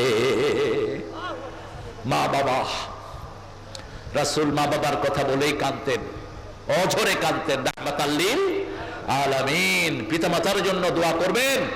কিছুদিন পরে সাহাবী আবার স্বপ্ন দেখলেন, পিতামাতার কবরে বাতি আর বাতি। রাসূলের কাছে এসে বলছেন, ইয়া রাসূলুল্লাহ সাল্লাল্লাহু, আমি দেখলাম আমার আব্বার কবরে বাতি। রাসূল বলছেন, প্রত্যেকটি দোয়াতে আল্লাহ একটি করে নূরের বাতি তোমার আব্বা আম্মার কবরে জ্বালিয়ে দেয়। মৃত্যুর পরে কবরটা অন্ধকার থাকবে। এখানে যেতে হলে প্রথম হুজুর আলো নিয়ে যেতে হবে, নামাজের আলো নিয়ে যেতে হবে। আল্লাহ রাব্বুল আলামিন সেই জন্য বলছেন, ইয়া আইয়ুহান নাস উবুদু রাব্বাকুম, হে মানুষেরা ইবাদত করো কার? আল্লাহর ইবাদত করো। ইবাদত কাকে বলে? ইবাদত মানে হলো জন্ম থেকে মৃত্যু পর্যন্ত কথা শুনতে হবে কার? পায়খানায় গেলেও ইবাদত আছে না নাই? কোন পা দিয়ে ঢুকবেন? হ্যাঁ, বাম পা। কিন্তু যখন খেতে পায়খানা করবেন তখনও বাম পা। কোন পা? বাম পা। হ্যাঁ, খেতে করেন, কিন্তু যেখানে রাস্তার পাশে করা নিষেধ, রাস্তার পাশে জিনেরা থাকে, কোন গর্তে করা নিষেধ। একজন সাহাবীকে জিনেরা মেরে ফেলেছে গলা টিপে দিয়ে, রাসূল নিষেধ করেছেন। আপনি যখন কোথাও বসবেন একটু দূরে যান, দূরে গিয়ে সেখানে আপনি 3টা তালি দেন বিসমিল্লাহ পড়ে, কোন জিন থাকলে সরে যাবে। তারপরে আপনি কেবলা মুখী হয়ে বসবেন না, কেবলাকে পিছনেও না, সামনেও। এখন কোথাও গেছেন, কেবলা কোন দিকে আপনি জানেন না, কি করবেন? হ্যাঁ হ্যাঁ, উত্তর দক্ষিণ চিনো না, এখন কি করবা? কোনাকুনি বসো। ইসলামটা কত সহজ দেখেন। আপনি জিজ্ঞেস করে নিবেন, লা তাস্তাকবিরুল কিবলাতা ওয়া লা তাস্তাকবিরুহা, তোমরা কিবলাকে সামনেও দিবা না, পিছনেও দিবা না। রাসূল বলছেন, যারা সব সময় কিবলার দিকে মুখ করে বসে, কিবলা থেকে একটা নূর আল্লাহ তাকে দান করে দেয়। রাসূল বলেছেন, কিবলার দিকে থুতু ফেলবা না। থুতু যখন ফেলবেন কিবলার দিকে যেন না হয়। যারা কিবলার দিকে থুতু ফেলে, এই থুতুগুলোকে জমা করে আল্লাহ তার কপালে দিয়ে দিবেন কিয়ামতের ময়দানে। এই জন্য আপনি কিবলার দিকে থুতু ফেলবেন না। আমরা কিবলার দিকে মুখ করে ফিরবো, আমাদের প্রত্যেকটা কাজ ইবাদত। আমরা বললাম আল্লাহ কতটুকু পর্যন্ত ইবাদত করব? সূরা হিজরের শেষ আয়াতে আল্লাহ বলছেন উবুদু রাব্বাকা হাত্তা ইয়াতিয়াকাল ইয়াকিন, মৃত্যু আসার আগ পর্যন্ত ইবাদত করতে হবে কার? ইবাদতের মাথা হলো নামাজ। সাইয়েদনা ঈসা আলাইহিস সালাম মায়ের কোলে থেকে কথা বললেন। তিনজন মানুষ মায়ের কোলে কথা বললেন। একজন হলেন ইউসুফ আলাইহিস সালামের ঘরের এক শিশু। দুই নম্বর হলো বুখারী বর্ণনায় জুরাইজের সাক্ষী দিয়েছে একজন শিশু। তিন নম্বর মায়ের কোলে কথা বলেছেন ঈসা আলাইহিস। তাফসিরে আসে তিনার বয়স তখন 3 দিন অথবা 40 দিন। মা মরিয়ম যখন তাকে কোলে নিয়ে আসলো, লোকেরা বাজে কথা বলতে লাগলো, বিশেষ করে ইহুদিরা এখনো বাজে কথা বলে। বলতে লাগলো তোমার মাও ভালো বাপও ভালো, এই সন্তান কোত্থেকে এনেছো? তিনি বললেন ইন্নী নাযারতু লির-রাহমানি সাওমা। তিনি মানত করেছেন 3 দিন তিনি কথা বলবেন না। কি বলবেন না? কথা বলবেন না। তিনি ইশারা করলেন ঈসা আলাইহিস সালামের দিকে। লোকেরা বলল কাইফা নুকাল্লিমু মান কানা ফিল মাহদি সাবিয়্যা, শিশু মায়ের কোলে কিভাবে কথা বলবে? যখনই এটা বলল, ঈসা আলাইহিস সালাম মুখ ঘুরে বলেন ইন্নী আব্দুল্লাহ আতানিয়াল কিতাব জালানি নবিয়্যা ওয়া জালানি মুবারাকান আইনামা কুন ওয়া আওসানি বিস-সালাতি ওয়াজ-যাকাতি মা দুমতু হাইয়্যা। আমি আব্দুল্লাহ। আমি কি আব্দুল্লাহ? আল্লাহ আমাকে কিতাব দিয়েছেন, আল্লাহ আমাকে নবী বানিয়েছেন। বয়স কত? বয়স কত? 3 দিন অথবা 40 দিন। এই জন্য কোন নবীকে নবুয়তের আগে আপনি ইহানত করতে পারবেন না। যেমন আপনি বলতে পারবেন না অমুক নবী গুমরা ছিল, অমুক নবী হেদায়েতে ছিলেন না। না, এটা তাওহীদে নবী। আলাম ইয়াজিদকা ইয়াতীমান ফাআওয়া ওয়া ওয়াজাদাকা দাল্লান ফাহাদা। আপনি এখানে অর্থ করতে পারবেন না হে নবী আপনাকে গুমরা পেয়ে আল্লাহ হেদায়েত দিয়েছেন। না, কোন নবী জান্নাত থেকে হেদায়েতের উপরে ছিলেন, একজন নবীও গুমরা ছিলেন না। আপনাকে বলতে হবে আল্লাহ আপনাকে পথের দিশা দিয়েছেন। কারণ সাধারণ মানুষ আর নবীদের মধ্যে পার্থক্য আছে না নাই? আরে কথা কন না কেন? সব নবীরা মাসুম। সব নবীরা কি মাসুম? সব নবীরা বিনা হিসাবে কোথায় যাবে? সব নবীরা মাটি তাদের জন্য হারাম। কোন নবীর শরীর মাটি খাবে না। সুবহানাল্লাহ বলেন। আপনি আমার তো সেই মর্যাদা নেই। আবার রাসূলের ব্যাপারে আল্লাহ স্পেশালি বলেছেন সাধারণ মানুষকে যেভাবে তোমরা ডাকো সূরা হুজরাতে 2 নম্বর আয়াতে, সেইভাবে নবীকে তোমরা ডেকো না। লা তারফাউ আসওয়াতাকুম ফাওকা সাওতিন নবী, তোমাদের কণ্ঠ যেন নবীর কণ্ঠের উপরে উঠে না যায়। তোমরা যেভাবে নিজেরা নিজেদেরকে ডাকো, ওই হুজুর হুজুর আবার একের কথা ছিল, আমাদেরকে ডাকেন ঠিক আছে, কিন্তু নবীকে এইভাবে ডাকা জায়েজ নাই। নবীকে কি টাইটেল গুলো দিবেন? এখন তো একটা নিয়ে খুব ঝামেলা চলতেছে। একটা ছেলে কি জানি বলছে সাংবাদিক, এটা নিয়ে আরেক হুজুর ওরে কাফের ফতোয়া দিছে। তুই হুজুর নাকি তুই তুই কি তুই কেমনে কাফের ফতোয়া দিস একজনকে? ফট করে মুখে লাগা। এখানে যারা আসছে সবাই কি কথা কন না কেন? সবাই কি মুমিন? একটা লোক কালেমা পড়েছে, আপনি কিভাবে তাকে কাফের বলেন? হ্যাঁ, সে যদি নিজে বলে আমি আল্লাহকে বিশ্বাস করি না, আপনি তাকে কাফের বলতে পারেন। কিন্তু যে কালেমা পড়েছে, যে নামাজ পড়ে, হয়তো নামাজ দুই একটা ওয়াক্ত মিস হয়ে যায়, ঠিক না ঠিক, আপনি কি তারে কাফের বলতে পারবেন? না, এটা যেন না হয়। আমার ভাইকে আমি পরিশুদ্ধ করে দেব। কাদা ছড়াছড়ি করো না, পরামর্শ দিয়ে ভাইকে সঠিক করে দাও। ফাসলিহু যাতা বাইনিকুম, তোমাদের পরস্পর ভাইয়ের মধ্যে তোমরা সমঝোতা করে দাও, ঠিক না ঠিক? কারণ আমি মারা গেলে আমার জানাজা আমার ভাইয়েরা আসবে, ঠিক না ঠিক? আবার আপনি মারা গেলে আপনার জানাজায় আমরা যাব। কেন ঠেলাঠেলি করছি? বাংলাদেশের মতো একটা দামি দেশ দুনিয়ার কোন দেশে, এখানে খুব সহজে মানুষ কালেমা পড়ে, ঠিক না ঠিক? স্বাধীনতা যুদ্ধের সময় হিন্দু ভাইরা কি পড়ছে? কথা কন না কেন? কালেমা পড়ছে। এক হিন্দুরে ধরছে আর্মিরা, পাকিস্তান আর্মি, কালেমা পড়ছে লা ইলাহা ইল্লা আনতা সুবহানাকা ইন্নী কুনতু। अरे भाई ये तो मुसीबत का दुआ है, कहा हम भी तो मुसीबत में गिरे हैं, আমি তো মুসিবতে পড়ছি, নইলে কি আর এটা পড়ি নাকি? আপনি কালেমা পড়বেন। বাংলাদেশে কালেমা প্রত্যেকের মুখে মুখে আছে না নাই? এর চেয়ে দামি দেশ কোথায় পাবেন? তবে কালেমা ওর মধ্যে থাকে না যিনি নামাজ পড়েন না, কালেমা ওর মধ্যে থাকে না যিনি জমির আইল ঠেলে, কালেমা তার মধ্যে থাকে না যে দেশের সম্পদ চুরি করে, যে চাঁদাবাজি করে, তার মধ্যে কালেমা থাকে না। আপনি যদি আরেকজনকে কষ্ট দেন, আপনাকে কষ্ট দিবেন কে? রাসূল 3 বার বলছেন আল্লাহি লা ইউমিন, লা ইউমিন, লা ইউমিন, আল্লাহর কসম সে মুমিন না, মুমিন না, মুমিন না, যার অনিষ্ট থেকে তার প্রতিবেশী নিরাপদে নয়। আপনি আপনার প্রতিবেশী থেকে চাঁদাবাজি করেন, তার শান্তি নষ্ট করে দেন, তার ব্যবসার উপরে আপনি অশনি সংকট দিয়েছেন, আপনি মুমিন হতে পারবেন না। আপনি অফিসে বসে বসে ঘুষ খান, কপালে দাগ ফেলেছেন, তুমি ওই ঘুষের টাকা কিয়ামতের ময়দানে যার থেকে খেয়েছো তাকে দিয়ে তারপরে তোমাকে জান্নাতে যেতে হবে। আর রাশিয়াল মুরতাশি কেলাহুমা ফিন্নার, ঘুষ যে দেয় যে খায় দুটেই কোথায় যাবে?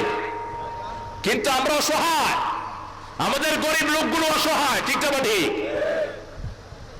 একটা অফিসে কাজের জন্য গেলে ঘুষ ছাড়া আছে? সবচেয়ে বেশি ঘুষ কোথায় বলেন? কোথায়? থানায় বলতে কি লজ্জা লাগে? হ্যাঁ, সবচেয়ে বেশি ঘুষ খায় কে? পুলিশ। অথচ তোরা পুলিশের এখন ফ্রি কাজ করে দিলেও তোদের লাভ হবে। একটা কনস্টেবলের বেতন 25,000, ডাইল ফ্রি, চাউল ফ্রি, তেল ফ্রি, হা করলে খাওয়া ফ্রি। তুই হা কর, খাওয়া ঢুকায় দিয়ে তোর পেটের ভিতরে। সব রেশনে পায়, কেন ঘুষ খাস?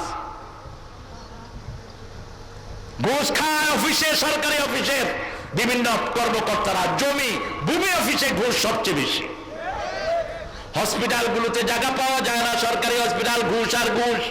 মনে রাখবেন, তুমি যদি কাউকে কষ্ট দাও তোমাকে কষ্ট দিবেন কে? আর তুমি যদি কারো দুঃখ দূর করে দাও তোমার দুঃখ দূর করে দিবেন কে? রাসূল সাল্লাল্লাহু আলাইহি সাল্লামের ঘরে একজন লোক এসেছেন, সেই লোকটা ছিল কাফের। রাসূল 7টা ছাগলের দুধ তারে দহন করে খাওয়াইছে। কয় ছাগল? 7 ছাগলের দুধ খেয়ে কাফের পড়ছে লা ইলাহা ইল্লাল্লাহ, লা ইলাহা ইল্লাল্লাহু মুহাম্মাদুর রাসূলুল্লাহ সাল্লাল্লাহু। এরপরে ওই লোকটা আবার আসলো, আবার আসার পরে একটা ছাগলের দুধ রাসূল দিলেন, ওটাই ওই লোকটা শেষ করতে পারলো না।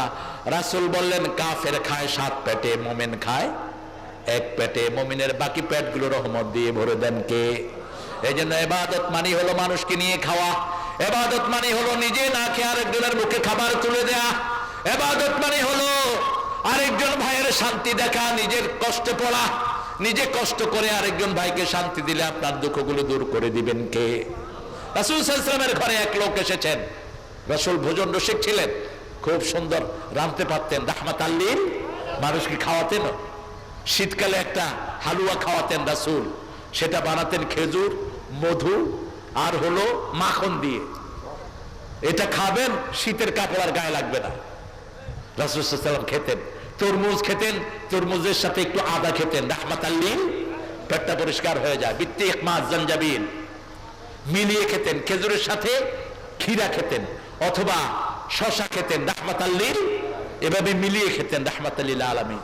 রাতে এশার পরে কখনো ভারী খাবার নিতেন না, এশার পরে কখনো হেভি খাবার নিতেন না, রাহমাতাল লিল আলামিন। আর্মিরা এখন রাসূলের সিলেবাসটা অনুসরণ করে, কিন্তু রাসূলের যদি শূন্য যুদ্ধের ময়দানে অনুসরণ করতি, তোরা জীবনেও ঠকতি না, তোরা জীবনে পরাজয় বরণ করতি না। রাসূল সাল্লাল্লাহু আলাইহি ওয়াসাল্লাম যা করেছেন সবটাই ইবাদত।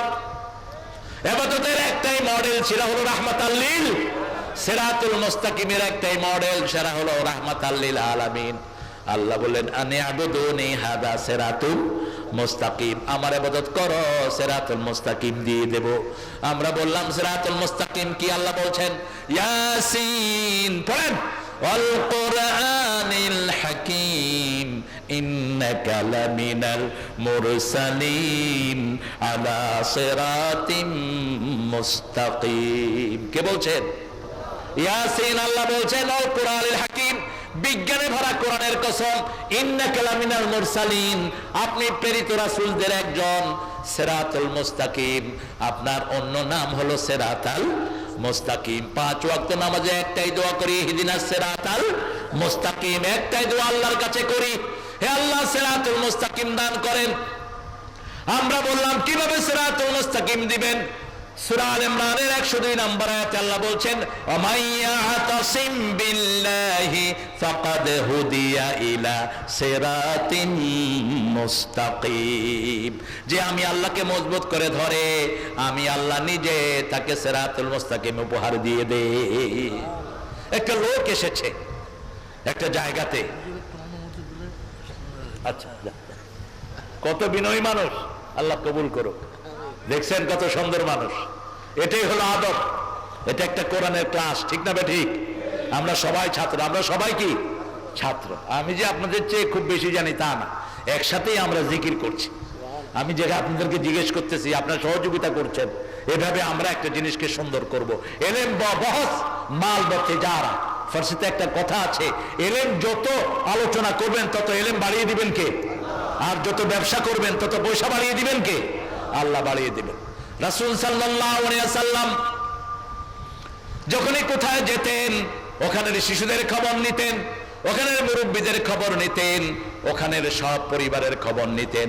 একটা ছোট্ট শিশু উমায়ের তাকে ডেকে জিজ্ঞেস করলেন, ইয়া উমায়ের মা বিকা বিন উগায়ের, হে উমায়ের তোমার ছোট পাখিটার খবর কি? উমায়ের কেঁদে ফেললেন, ইয়া রাসূলুল্লাহ আমার ছোট পাখিটার কথা আপনার মনে আছে? শিশুদের খবর নিতেন রাহমাতাল লিল আলামিন। আপনি শিশুদের খবর নিবেন, ওদেরকে প্রেরণা দিবেন, মসজিদে বাচ্চা দেখলে মুখে মেসেজ দিবেন, আদর করবেন। কিন্তু আমাদের কিছু মুরব্বী আছে, বাচ্চা দেখলে পোলাপান মনে করে মসজিদে আইসা কবিরা গুনাই করছে। এরকম বুড়া আছে না নাই? কেন ধমকান? মিয়া ধমকান কেন? রাসূল আসরের নামাজে সিজদায় গিয়েছেন, হুসাইন ঘর থেকে এসে রাসূলের মাথায় বসে আছেন, সিজদা লম্বা হয়ে গেছে। নামাজ শেষ করলেন, সাহাবায়ে কেরাম জিজ্ঞেস করলেন, ইয়া রাসূলুল্লাহ আসরে এত লম্বা সিজদা তো আপনি দেন না, অসুস্থ হলেন নাকি, ওহী আসলো নাকি? রাসূল বললেন, আমার নাতি আমার মাথায় বসা ছিল, তাকে কষ্ট দিতে চাইনি, আমি সিজদায় পড়েছিলাম। আর আল্লাহ বললেন, ওয়া মা ইয়াতিকু আনিল হাওয়া ইন হুয়া ইল্লা ওয়াহয়ুন ইউহা। নিজের মন থেকে কোনো কাজ তিনি করতেন না। He never talks of his personal wins, কখনো মন গড়া কিছুই তিনি করতেন না। আল্লাহ ওহী করার পরে কথা বলতেন রাহমাতাল লিল আলামিন। রাসূল সাল্লাল্লাহু আলাইহি সাল্লাম কিভাবে মানুষকে ভালোবাসতেন? একজন লোকের কথা বলছি, তিনি একটা মসজিদে আসলেন, এসে ইমামকে বললেন, হুজুর আমাকে কালেমা পড়ায়া দেন, আমি মুসলমান হয়ে যাব। হুজুর বললেন, তোমার পরিচয় কি? ছেলেটা বলল, আমি খ্রিস্টান ছিলাম, আমি এক আল্লাহকে ডাকতাম, আমি গির্জায় যেতাম, ওই মূর্তির দিকে ধ্যান করতাম না, আমি এক আল্লাহকে ডাকতাম, বারবার ডাকতাম। আল্লাহ আমাকে স্বপ্ন দেখালেন এই মিম্বারটা, এই মিম্বারে বসে যিনি কথা বলছেন তার কাছে গিয়ে আমি যেন কালেমা পড়ি। ওই যে আয়াতটা, ওমাইয়াতাসিম বিল্লাহ ফাকাদ হুদিয়া ইলা সিরাতিন, কেউ যদি আল্লাহকে ধরে তাকে হেদায়েত দান করে দেন কে? উঠতে বসতে চলতে ফিরতে ধ্যান হবে কার?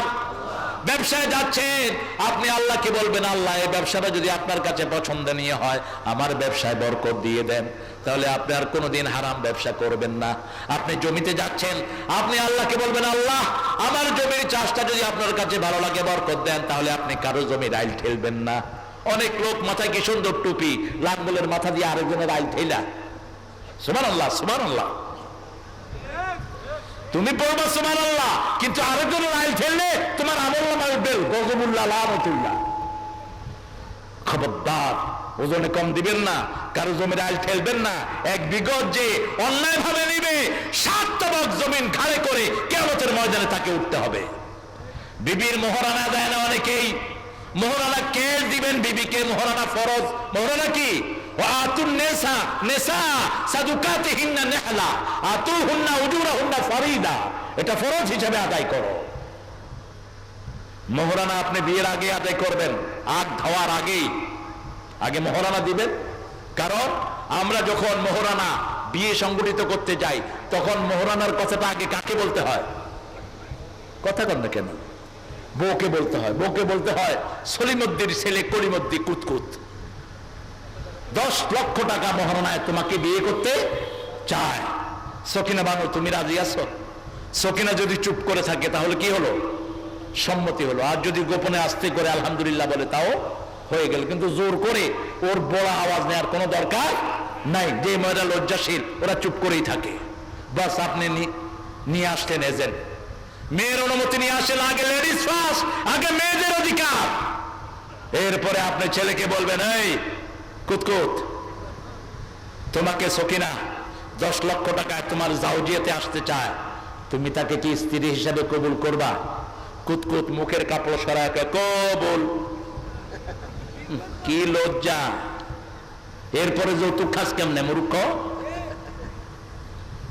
যৌতুক কিভাবে খাস? যৌতুক খালি তুই জাহান্নাম কামাই করলি, ঘরের শান্তি নষ্ট করলি। তোর মেয়েকে যখন বিয়ে দিবি তখনও তুই যৌতুক ছাড়া দিতে পারবি না। আর যদি মহারানা দিয়ে বিয়ে করো, ওই বিয়ের ভিতরে রহমত নাজিল করবেন কে? রাসূল সাল্লাল্লাহু আলাইহি ওয়াসাল্লাম 13টা বিয়ে করলেন মোট। সবগুলোতে আগে মহারানা আদায় করে দিয়েছেন। সবচেয়ে দামি মহারানা দিয়েছেন মা খাদিজাকে 19টা তাজা ওট। কয়টা? 19টা তাজা ওট মা খাদিজার মহারানা। কারণ মা খাদিজার দাম ছিল সবচেয়ে বেশি। প্রত্যেকের ক্যাশ মহারানা দিয়েই রাসূল সাল্লাল্লাহু আলাইহি ওয়াসাল্লাম বিয়ে করে আনলেন। ইবাদত জন্ম থেকে মৃত্যু পর্যন্ত ইবাদত। আবার আল্লাহ রাব্বুল আলামিন বলছেন, সব নবীকে আমি ইবাদতের জন্য পাঠিয়েছি। সূরা নাহলে আল্লাহ বলছেন, ওয়ালাকাদ বাআসনা ফি কুল্লি উম্মাতির রাসূলা আন ইবুদুল্লাহা ওয়াজতানিবুত তাগুত। প্রত্যেক নবী, প্রত্যেক কওমের কাছে আমি নবী পাঠিয়েছি। সব নবীদের দাওয়াত ছিল ইবাদত করতে হবে কার? এক আল্লাহর ইবাদত। ইবাদতের মাথা হলো নামাজ। সূরা তাহার ভিতরে আল্লাহ বলছেন, ইন্নানি আনাল্লাহু লা ইলাহা ইল্লা আনা ফা'বুদনি ওয়া আকিমিস সালাতা লিযিকরি। নিশ্চয় আমি আল্লাহ, আমি ছাড়া তোমাদের কোনো ইলাহ নাই, আমার ইবাদত করো। আমরা বললাম ইবাদত করব কি? আল্লাহ বলেন, আকিমিস সালাতা লিযিকরি, নামাজ কায়েম করো, আমার জিকির প্রতিষ্ঠিত হয়ে যাবে। আজকে আমরা এখানে যারা এসেছি, আজকে ওয়াদা করব এক ওয়াক্ত নামাজের জীবনে ছেড়ে। প্রিয় বাবারা রাজি আছেন? একটু আল্লাহকে হাত তুলে দেখা দেন, বলেন, হে আল্লাহ, হে আল্লাহ, আপনার নামে শপথ করছি জীবনে আর কোনোদিন ফরজ নামাজ, ফরজ রোজা, ফরজ পিতামাতার খেদমত, ফরজ কোরআন পড়া, ফরজ কোরআন মানা ছেড়ে দেব না, ছেড়ে দেব না। আমিন ইয়া রাব্বাল আলামিন। একটা শপথ আমরা করি প্রত্যেক দিন। প্রত্যেক দিন আমরা বিতরের নামাজে একটা শপথ করি, অনাত্রুকু মাইয়াস জুরুকা। আমরা বর্জন করি তাদেরকে যারা জুয়াখোর, সুদখোর, ঘুষখোর, জোচ্চোর, চাঁদাবাজ, এদের সাথে আমাদের কোনো সম্পর্ক। আবার আল্লাহ রাব্বুল আলামিন বলছেন, যারা একটা শপথ আল্লাহকে দিবেন, সারা রাত তাদের আমলনামায় সওয়াব লেখা হবে। আমানার রাসূলু বিমা উনজিলা ইলাইহি মির রাব্বিহি ওয়াল মুমিনুন কুল্লুন আমানা বিল্লাহি ওয়া মালাইকাতিহি ওয়া কুতুবিহি ওয়া রুসুলিহি লা নুফাররিকু বাইনা আহাদিম মির রুসুলিহি ওয়া ক্বালু সামি'না ওয়া আতা'না গুফরানাকা রাব্বানা ওয়া ইলাইকাল মাসির। এখানে আমরা ঈমান আনি, রাসূলুল্লাহ যেভাবে ঈমান এনেছেন আমরা ঈমান আনি আল্লাহর উপর, ফেরেশতার উপর, আখিরাতের উপর। এরপরে আল্লাহ বলছেন, তোমরা বলো সামিআনা। আপনারা বলেন সামিআনা, বলেন সামিআনা। আমরা শুনলাম, আল্লাহ বলেন আমিও গ্রহণ করলাম। ও আতানা, আমরা মেনে নিলাম, আল্লাহ বলেন আমিও কবুল করে নিলাম। সুবহানাল্লাহ। আমরা কিন্তু করি নাই, আমরা শুধু শপথ করছি। সামিআনা, হে আল্লাহ আপনি যা হুকুম করেছেন আমরা সব শুনলাম, আলহামদুলিল্লাহ বলেন। আপনি বিবির আইন দিয়েছেন, কোরআনে বিবির আইন আছে না নাই? ছেলে মেয়ের আইন আছে না নাই? কিভাবে ছেলে মেয়েদেরকে পড়াবেন, কি পড়াবেন ছেলে মেয়েদেরকে, সেটা কোরআনে নাই। কথা বল না কেন? সূরা ফুসসিলাতের ভিতরে এই ছেলেরা আল্লাহকে গিয়ে বলবে, ওয়াকালাল্লাযীনা কাফারু আরিনাল্লাযাইনি আযাল্লানা মিনাল জিন্নি ওয়াল ইনস। হে আল্লাহ, যারা আমাদেরকে গোমরা করেছে যে শিক্ষকেরা, যে পিতামাতারা, যে গার্জিয়ানরা, ওদেরকে আমাদের পায়ের তলায় এনে দেন। নাজআলহুমা তাহতা কদামিনা লিয়াকুনা মিনাল আসফালিন, যাতে করে আগে তারা জাহান্নামে যায়, তারপরে আমরা যাই। এই জন্য আমরা আজকে থেকে শপথ করব, ঘুমের আগে আয়াতটা পড়ব, সূরা বাকারার 285-86 নম্বর আয়াত। এই দুইটা আয়াত যারা রাতের বেলায় পড়বে, রাসূল বলেন কাফাতা কাফাতা কাফাতা। কয়বার? কাফাতা, যথেষ্ট। কিসের জন্য? তার সব ইবাদতের জন্য এই দুই আয়াতই যথেষ্ট, তার সব শান্তির জন্য যথেষ্ট, বরকতের জন্য যথেষ্ট। সারা রাত একদম দাঁড়িয়ে নফল পড়লে যে সওয়াব, আপনি এই আয়াত পড়ে শুয়ে থাকলে সেই সওয়াবের জন্য এটা যথেষ্ট। এখানে কথা দিচ্ছেন কি? সামিআনা, আমরা শুনলাম, আলহামদুলিল্লাহ বলেন। আতাআনা, আমরা মেনে নিলাম। আল্লাহর সব কথা আমরা মানব তো? আল্লাহ তৌফিক দান করুক। এরপরে আল্লাহ শিখিয়ে দিচ্ছেন গুফরানাক, গোফরানাকে, আল্লাহ তোমার ক্ষমা চাই। আল্লাহ বলেন তোরা শুন, আমি তোদের সব গুনাহ মাফ করে দিলাম। ওয়াইলাইকাল মাসির, ঘুরতে হবে কার দিকে? আল্লাহর দিকে সবাইকে ফিরে যেতে হবে। সে আল্লাহ বলছেন ওয়াবুদু রাব্বাকুম, আল্লাহর ইবাদত করো, রবের ইবাদত করো। কেন রবের ইবাদত করবেন? ইবাদত করলে কি লাভ? ইবাদত করলে কি লাভ? আল্লাহ বলছেন ফালিয়াবুদু, পড়েন ফালিয়াবুদু রাব্ব হাদাল বাইত আল্লাযী আত'আমাহুম মিন জু' ওয়া আমানাহুম মিন। আচ্ছা বলেন তো, আপনাদের উত্তরবঙ্গে জুমার নামাজের লোক বেশি না কম? সারা বাংলাদেশে, সারা দুনিয়াতে বেশি। দেখেন এই জুমার নামাজে আসি দেখেই এত বরকত। বাংলাদেশের সবচেয়ে বরকতি এলাকা কোন জেলা বলেন? রংপুরে সবচেয়ে বেশি কি হয় বলেন তো? রংপুর শহরে একটা বরকত আছে। রংপুর শহরে হোটেলগুলোতে কচুর শাক খাওয়ায়। কচুর শাক পৃথিবীর সর্বশ্রেষ্ঠ শাক। আধা পোয়া কচুর শাকে 1 কেজি গোস্তের প্রোটিন থাকে। কচুর শাক যারা খায়, যে মেয়েরা, ওদের কোনো আয়রন ট্যাবলেট খেতে হয় না, এত বেশি আয়রন এই কচুর শাকের ভিতরে। কচুর শাক যারা খায় তাদের ইন্টারনাল যত ক্ষত থাকে সবগুলো ক্ষত মেকআপ হয়ে যায়। রংপুরে চাউল নাই, নাই।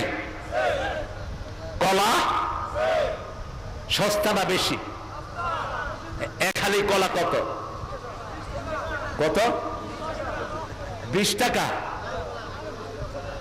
আল্লাহ আমার একটা বাড়ি করে দাও। ওখানে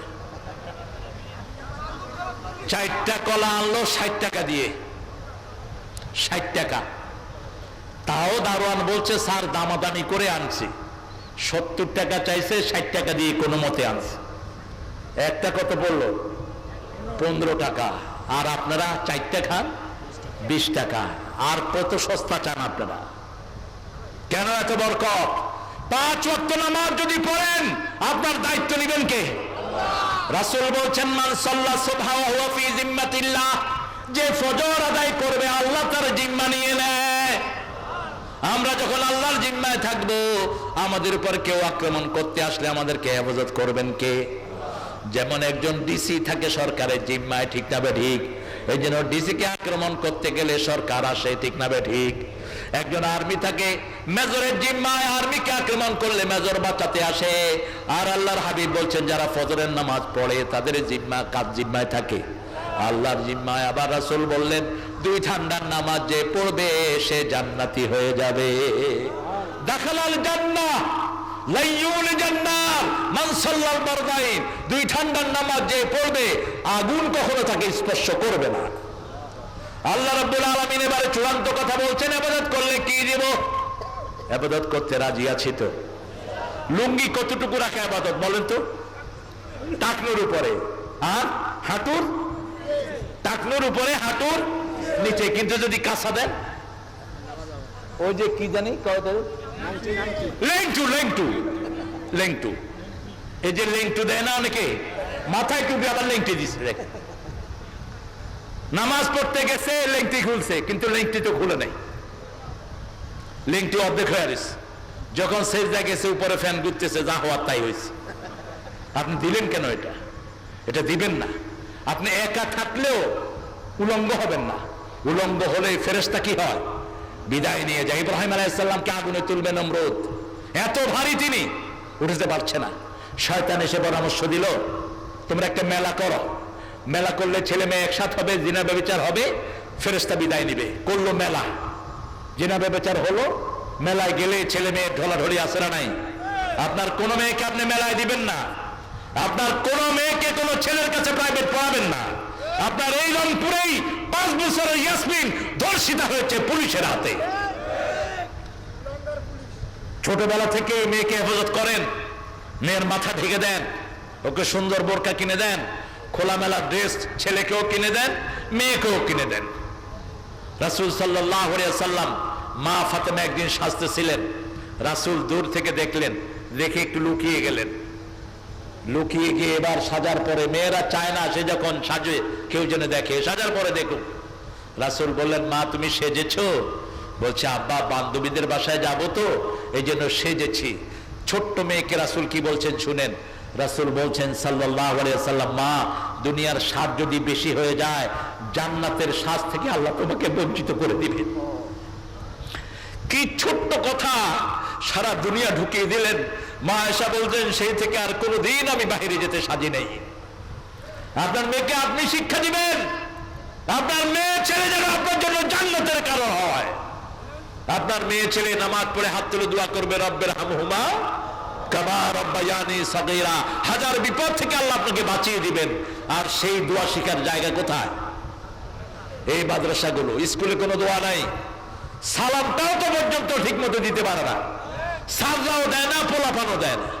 পতাকা ওঠানোর সময় এই হেই, আরে বেকুব, সালাম তো দিবি।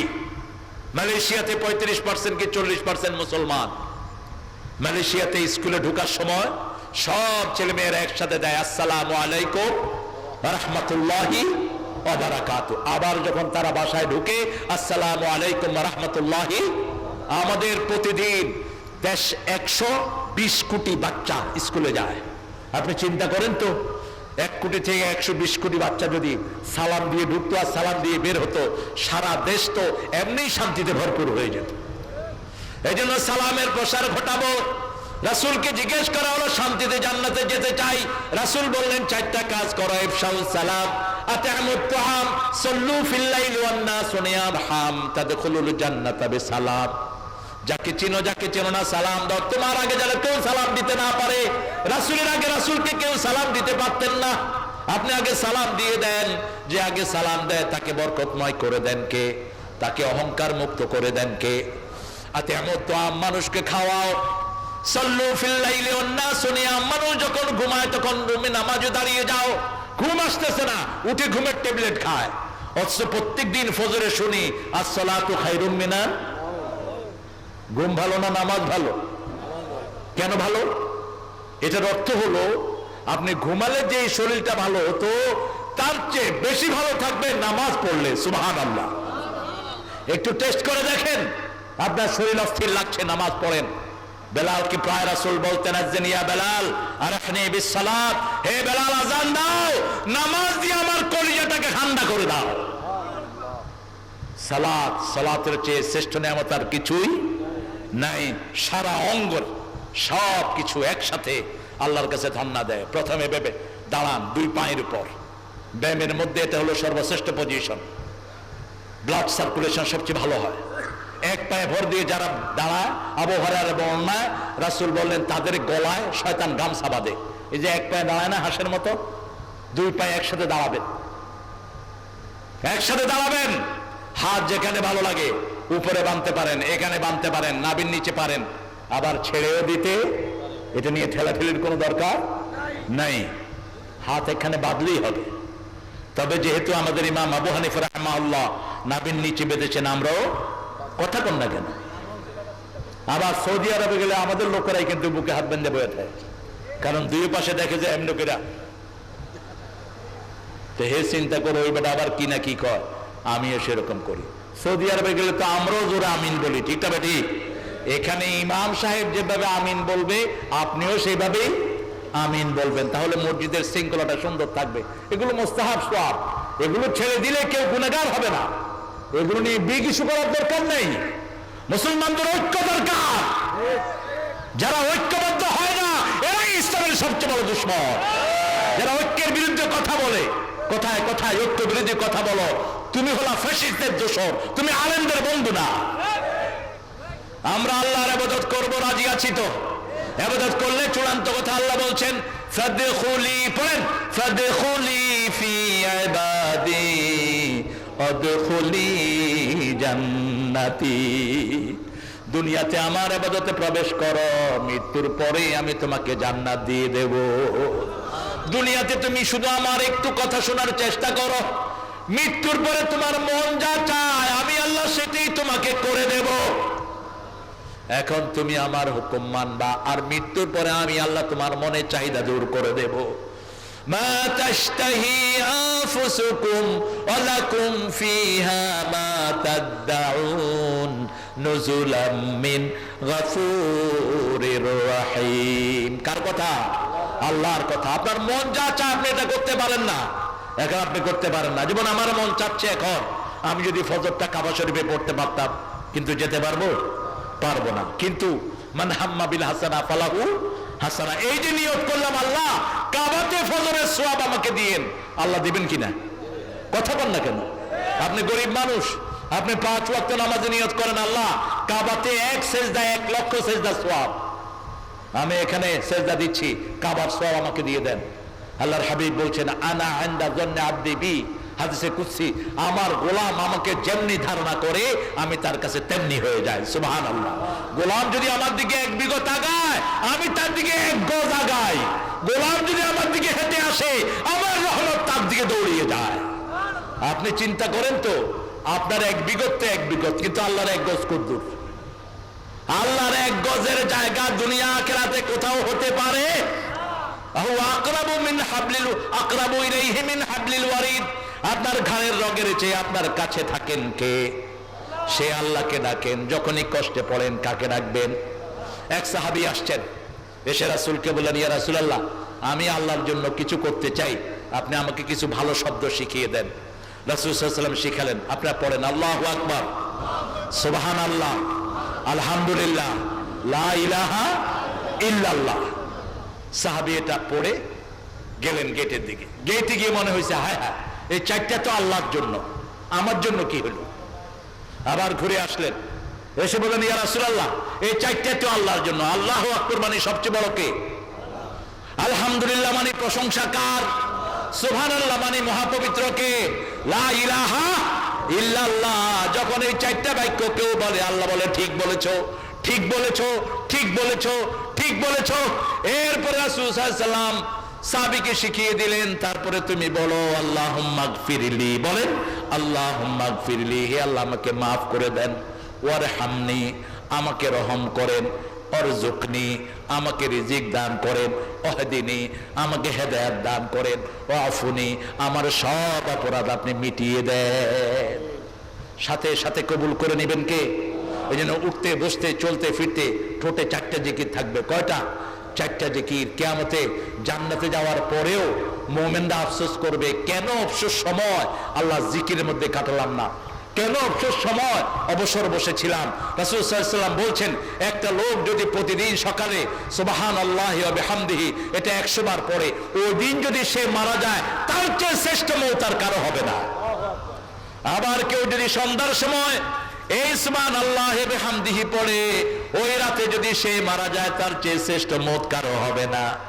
তবে রাসূল সাল্লাল্লাহু আলাইহি ওয়াসাল্লাম সাহাবীদেরকে বললেন যে বেশি পড়বে তার মওতটা আরো বেশি ভালো হয়ে যাবে। বুখারীর শেষ হাদিস, রাসূল সাল্লাল্লাহু আলাইহি ওয়াসাল্লাম বলছেন কালিমাতানি খাফিফাতানি আলাল লিসানি সাকিলাতানি ফিল মিজান হাবিবাতানি ইলার রহমান ইলা ইয়াউমিল কিয়ামাহ। 2টি বাক্য জিহ্বায় খুব সহজ, কিয়ামতে খুব ভারী, আল্লাহ খুব ভালোবাসেন। সুবহানাল্লাহি ওয়া বিহামদিহি সুবহানাল্লাহিল আযীম। পড়েন সুবহানাল্লাহি ওয়া বিহামদিহি সুবহানাল্লাহিল আযীম। এবার ইবাদতের ব্যাখ্যা দিচ্ছেন রাসূল বলছেন আদ-দুআ হিয়াল ইবাদা, দোয়াটাই ইবাদত। দোয়াটা কি? ইবাদত। উঠতে বসতে চলতে ফিরতে চাইবেন কার কাছে?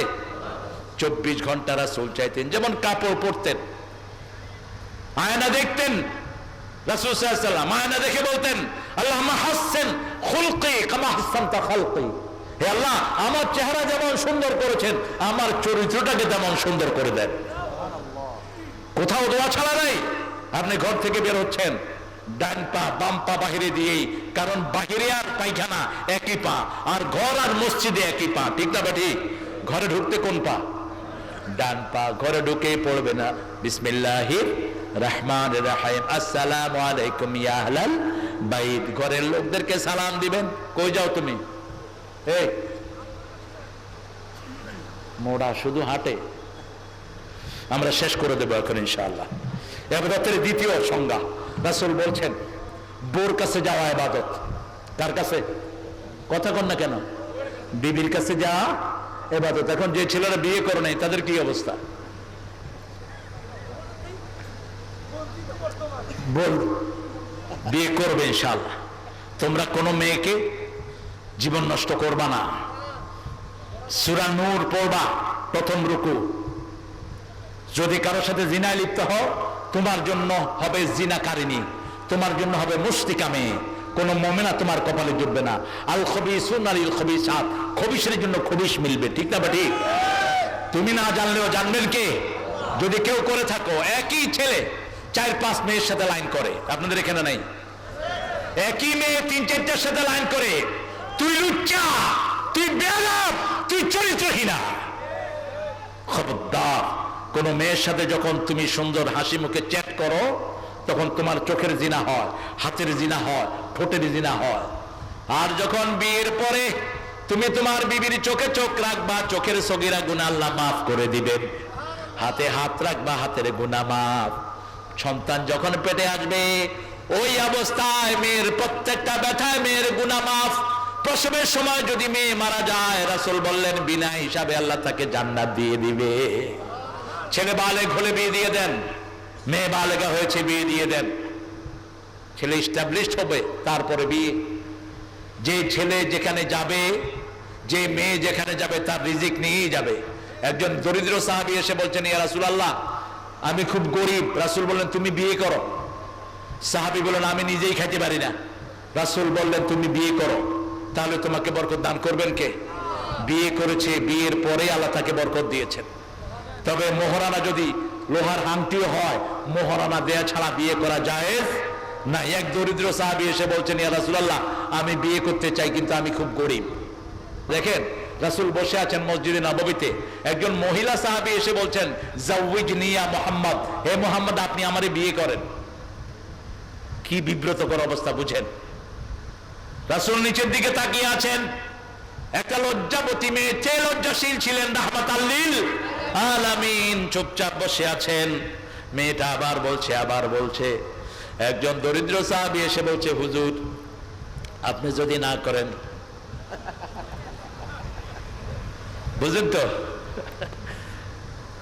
রাসূল সাথে সাথে বললেন, মোহরানা আছে? মোহরানা আছে? কয় নাই। হাল আনদাকা সূরাতুল কাউসার, তোমার কাছে কি সূরা কাউসার আছে? আছে। হাল আনদাকা সূরা নসর, তোমার কাছে সূরা নসর আছে? আছে। তোমার কাছে সূরা জিলজাল আছে? আছে। সূরা কাফিরুন আছে? আছে। এই 4টা সূরা যার কাছে আছে সে পয়সালা হয়ে যাবে। আরো আসতে কর না সুবহানাল্লাহ।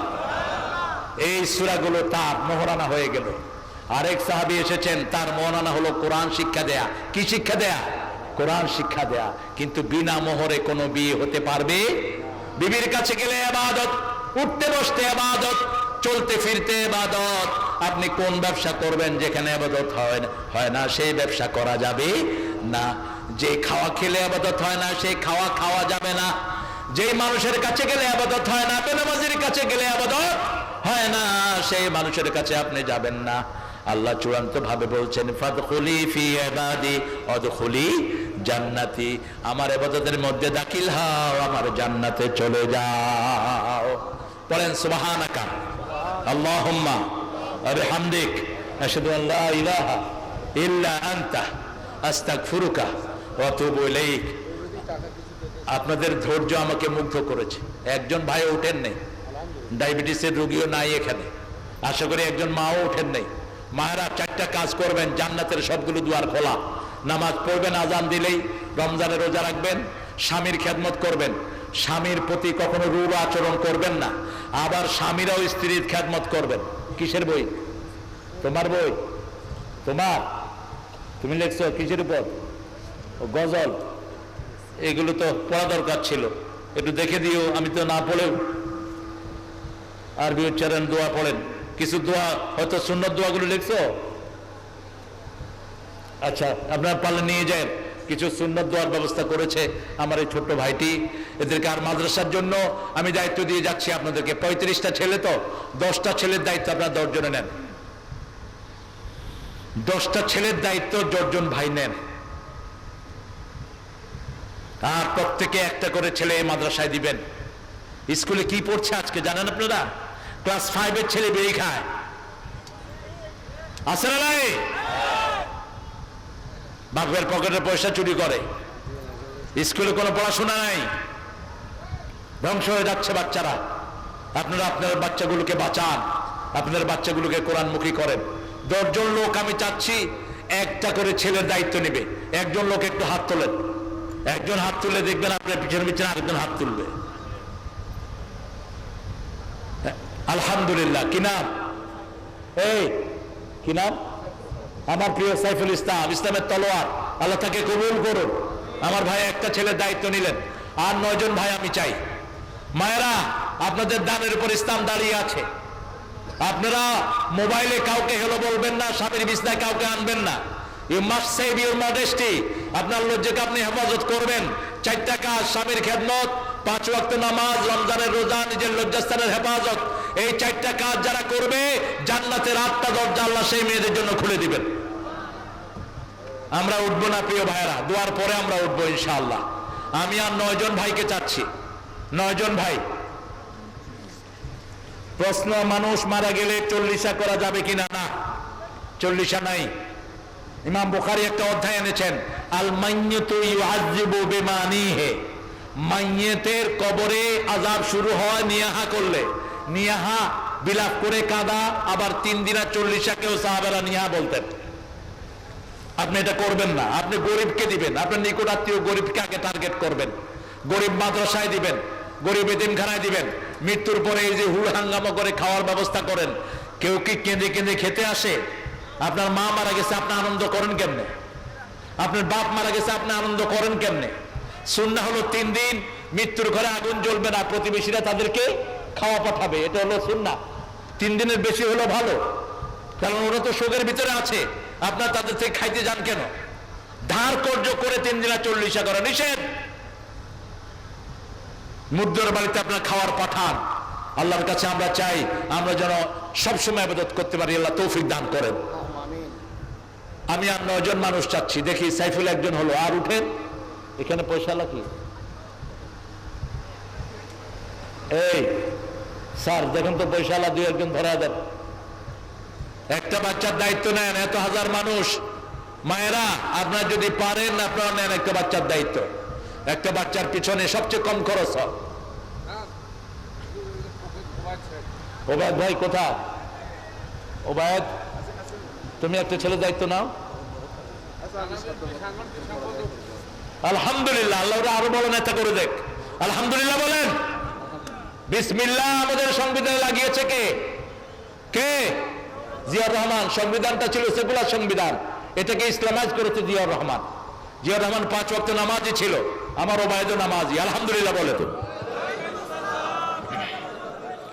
الحمد لله نحمده ونستعينه ونستغفره ونؤمن به ونتوكل عليه ونعوذ بالله من شرور أنفسنا ومن سيئات أعمالنا من يهده الله فلا مضل له ومن يضلل فلا تجد له وليا مرشدا ونشهد أن لا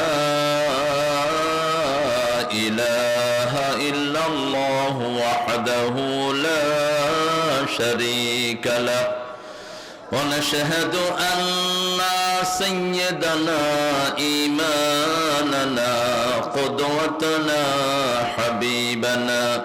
حبيبنا طبيبنا وطبيب أرواحنا محمد الذي أرسله بالحق بشيرا ونذيرا وداعيا إلى الله بإذنه وسراجا منيرا فقد قال الله تعالى في كلامه المجيد فرقانه الحميد أعوذ بالله من الشيطان الرجيم بسم الله الرحمن الرحيم إن الله وملائكته يصلون على النبي يا أيها الذين آمنوا صلوا عليه وسلموا تسليما اللهم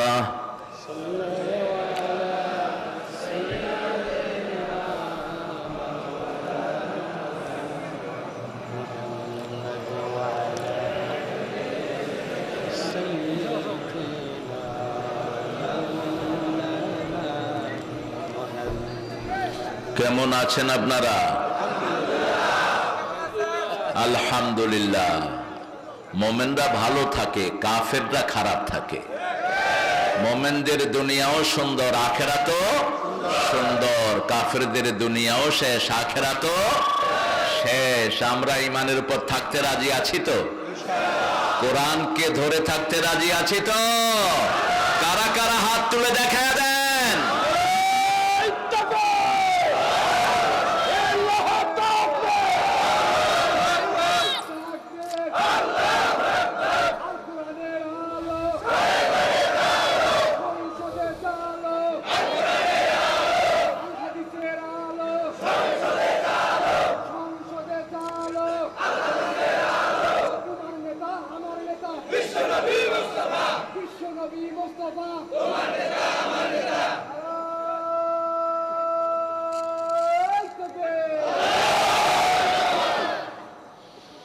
আলহামদুলিল্লাহ।